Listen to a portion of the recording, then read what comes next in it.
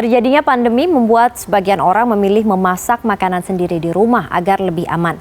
Bahan makanan di kulkas pun tersedia untuk beberapa hari atau bahkan bulan. Nah, makanan beku atau frozen food kini kerap dipilih masyarakat. Namun amankah mengkonsumsi frozen food?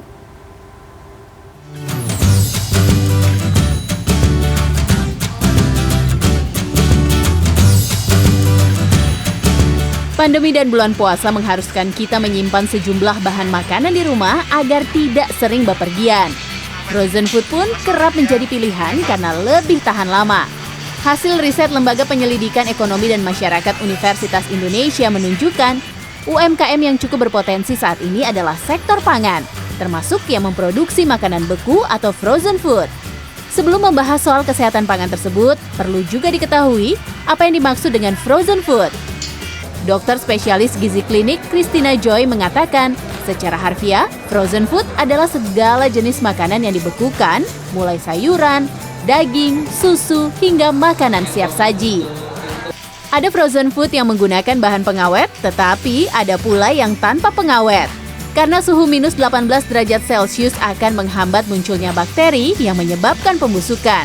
Karena itu tak semua frozen food tidak sehat dikonsumsi. Penggunaan bahan pengawet dan kelebihan jumlah makanan yang dikonsumsi tentu beresiko bagi kesehatan, mulai obesitas, diabetes, hingga kanker. Untuk konsumsi makanan instan, tentu saja sebaiknya harus kita batasi.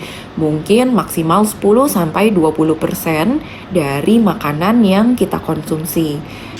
Untuk frozen food siap saji misalnya, bukan hanya jumlahnya yang harus dibatasi, tetapi hendaknya tidak sering dikonsumsi. Selain itu, waktu penyimpanan frozen food harus diperhatikan. Kalau kita simpan di dalam freezer dengan tidak rusak freezernya dengan suhu yang beku, daging ayam bisa tahan hingga sekitar 9 bulan. Sedangkan daging sapi bisa 6-12 bulan.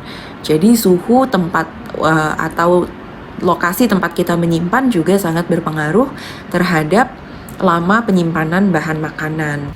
Makanan beku tetap bisa dikonsumsi asalkan dibarengi dengan makanan alami seperti sayuran dan dalam jumlah sedikit. Sandra Insanasari, Surya Utomo, Jakarta.